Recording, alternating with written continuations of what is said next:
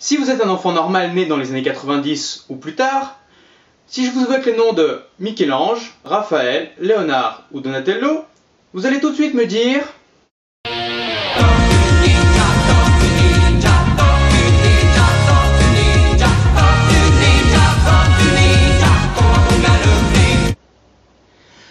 Grands artistes peintres de la Renaissance, on peut facilement reconnaître leur style.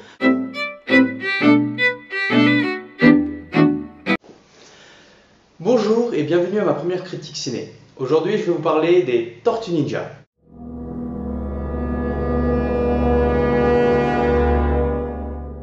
Avant de devenir un phénomène mondialement connu, les Tortues Ninja sont d'abord apparues dans les années 80 avec les comics et les bandes dessinées. L'excellent dessin animé de 1987 a permis de faire connaître les personnages à un public plus large. Par la suite, la franchise s'est développée et on a vu au cours de ces 30 dernières années apparaître plusieurs dessins animés, quelques films et surtout une quantité astronomique de produits dérivés. L'an dernier, Lego a même sorti plusieurs sets de construction de Tortues Ninja pour faire suite aux dessins animés sortis récemment. Ce qui me fait bien chier car je suis devenu beaucoup trop vieux pour jouer avec. Par ailleurs, dans les années 90, 3 films sont sortis au cinéma. Les tortues étaient à l'époque interprétées par des acteurs déguisés dans des costumes en latex très kitsch. À l'époque, pour un gamin de 6 ans, c'était une claque visuelle. Aujourd'hui, à l'heure du CGI, ça a pris un gros coup de vieux. C'est d'ailleurs de l'histoire de ces 2 premiers films que Michael Bay s'est inspiré pour sortir Ninja Turtles. En parlant de l'histoire, on pourrait facilement la résumer en disant qu'un chef de gang dont on ne voit jamais le visage et qui est à la tête d'une puissante organisation sème la terreur parmi la population. Leur but étant d'instaurer un nouvel ordre mondial en vaporisant un gaz mortel. Le tout étant de rançonner les chefs de l'État pour obtenir un maximum d'argent. Heureusement qu'un leader sage et charismatique envoie ses puissants et valeureux guerriers pour combattre le mal. Comment ça c'est le mal bon? Ah ouais, je me disais aussi que c'était un peu trop penché pour un film hollywoodien. Ah pardon, donc c'est pas le monde. Ok. Le post-it là? C'est le script. Ok. Bon, on recommence. Alors, un puissant chef de gang dont on ne voit jamais le visage et qui est à la tête d'une puissante organisation sème la terreur parmi la population. Leur but étant d'instaurer un nouvel ordre mondial en vaporisant un gaz mortel. Le tout étant de rançonner les chefs de l'État pour obtenir un maximum d'argent. Heureusement qu'un leader sage et charismatique envoie ses puissants et valeureux guerriers pour combattre le mal. Alors, soit les Tortues Ninja est un film d'anticipation, soit le monde est devenu aussi barge qu'un scénario hollywoodien. À vous de voir. Avant n'importe quoi, on va parler de ton corps, ma chérie. Il faut comprendre comment tu es. Numéro 3, la couleur des tortues. Il faut savoir que dès que les tortues sont apparues sur internet, tout le monde s'est enflammé pour dire que c'est n'importe quoi, les tortues n'ont pas la bonne couleur. Oui, je dois préciser que par rapport aux tortues de 1987, les tortues de 2014 sont beaucoup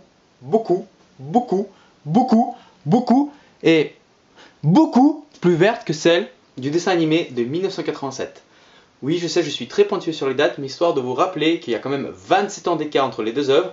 D'un côté, vous avez un dessin animé pour enfants, d'un autre, vous avez un blockbuster pour enfants. Donc, est-ce que c'est vraiment si gênant que ça? Non. Là où les tortues de 1987 ressemblaient plus à une feuille de salade iceberg, celle de 2014 ressemble plus à une bouteille de Heineken.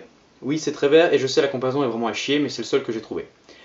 Alors, numéro 2, la taille des tortues. Il faut savoir que dans les films de 1990 ainsi que dans les dessins animés, les tortues faisaient entre 1m50 et 1m60, ce qui leur rendait vraiment très petits par rapport aux autres et donnait un petit côté fun et drôle. Dans le film de 2014 de Michael Bay, les tortues font entre 1m80 et 1m90, ce qui les rend évidemment beaucoup plus impressionnantes. Alors, est-ce que c'est si gênant que ça? La réponse c'est non. C'est juste une question d'ambiance générale du film. Là où les tortues étaient petites et mignonnes, dans le film de Michael Bay, elles sont beaucoup plus grandes et impressionnantes. Numéro 1. Le nez. Et oui, il faut savoir que tout le monde a gueulé juste parce que les tortues avaient un nez au milieu de la figure. Est-ce que c'est si dérangeant que ça? La réponse est non, pas du tout. Alors oui, je confirme, contrairement aux dessins animés de 87, aux films de 90 et aux dessins animés de 2010, les tortues n'ont pas du tout de nez. Elles ont une espèce de gros masque au plein milieu de la gueule, ce qui fait qu'on distingue juste la bouche et les yeux. Pour les besoins du film, ils ont rajouté un petit nez, pour 2 raisons. La première, ça donne un côté beaucoup plus humain aux créatures. Si vous regardez, les tortues ressemblent plus aux Na'vi dans Avatar, aussi bien au niveau de taille que stylistique. Et la deuxième raison, c'est que pour tourner ce film, on a utilisé la technique de motion capture, la même que pour tous les gros blockbusters qui sortent actuellement. Donc c'est une technique qui est très simple, vous prenez un acteur, vous le bradez de capteurs un peu partout sur le corps, pour ainsi recréer ensuite un squelette en 3D.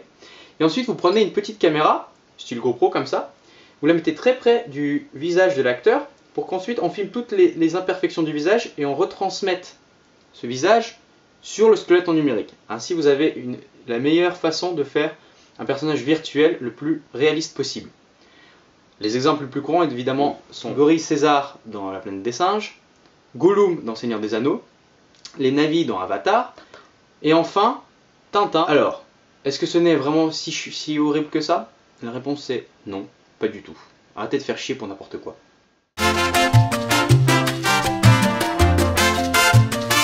Alors, tout d'abord les points positifs du film. Alors, en premier lieu, l'esprit général du film. C'est convivial, c'est court, c'est sans prise de tête, c'est simple. Le film n'est pas prétentieux, long ou mature, on passe un très bon moment, on laisse son cerveau à l'entrée, on va voir les Tortues Ninja. Même si de base vous regardez les Tortues Ninja, c'est des tortues qui sont adolescentes mutantes et qui font du ninjutsu. Paye ta logique, on s'en fout, c'est cool. La deuxième chose, c'est le rythme du film. Avec seulement 1h40 de durée, le film est très bien rythmé, les gags et les bastons s'enchaînent de façon fluide, sans lourdeur. Il y a peut-être les 20 premières minutes qui sont un poil longues, mais c'est un petit peu normal, j'ai envie de dire. C'est un petit peu pour présenter April et surtout installer le décor et l'ambiance générale du film. Enfin, gros point positif, la 3D. C'est l'une des plus géniales que j'ai vues ces dernières années. Alors, c'est pas aussi cool que la pub Haribo avec les bonbons qui sortent au début, mais c'est hyper bien foutu. C'est largement mieux fait que dans la plupart des blockbusters qui sortent actuellement. C'est presque aussi bien qu'Avatar, voire mieux j'ai trouvé. Et honnêtement, j'ai vraiment été impressionné. Alors, si je devais par contre citer les points négatifs du film, j'en ai trouvé deux principaux. Alors la première, c'est évidemment le scénario. Le scénario n'est pas très développé, on a un petit peu, je vais pas spoiler, mais honnêtement pour un premier opus qui veut lancer une nouvelle franchise, ça passe. Mais s'il y a un éventuel épisode 2, faut obligatoirement que les mecs ils assurent quelque chose derrière, parce que honnêtement c'est très court, très léger, on aime bien qu'il y ait une intrigue un petit peu plus intéressante derrière. Et la deuxième chose, eh bien, c'est un point positif et un point négatif. Il se trouve que dans ce film, ils ont donné une personnalité propre à chaque tortue. Comme un petit peu dans les dessins animés, mais là, même au niveau du look et du physique, ça change beaucoup. Michelangelo est beaucoup plus petit que Raphaël, qui lui est un petit peu le rebelle de la famille, qui est très grand. Donatello a des sortes de vieilles lunettes un peu à la geek. Donc on reconnaît très facilement les tortues d'un point de vue visuel, en plus de leur personnalité propre à chacun. Mais le petit côté que j'ai trouvé un petit peu dommage, c'est que ça donne un côté agence to risque à la franchise. Il faut savoir que Leonardo a ce côté un petit peu Hannibal, Raphaël a ce côté Barracuda, Donatello a ce côté un petit peu, comment il s'appelle, le mec qui faisait de l'hélicoptère, Looping, voilà. Et enfin, Michelangelo c'est un peu le pitre de la famille, c'est le beau gosse, c'est le futé. Donc c'est un petit peu dommage, c'est un petit peu comme ça que je l'ai vu, mais sinon dans l'ensemble général ça passe bien. Donc après à vous de voir si vous faites le rapprochement entre les deux.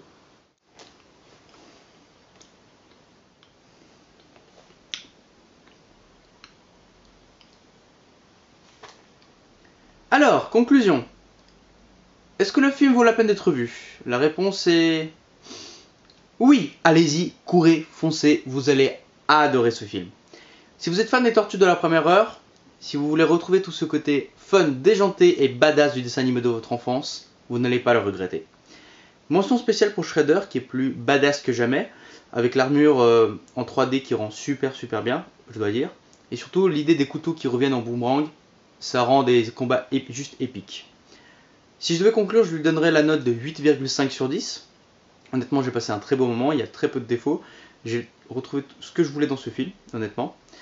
Et surtout, si jamais vous allez voir le film pendant les vacances scolaires, vous allez sûrement vous acheter une boîte de popcorn comme ça, une boisson, et en cadeau, vous allez recevoir un petit skateboard Tortue Ninja. Idéal pour jouer à la récréation avec vos copains, ou lorsque vous faites chier en cours de maths.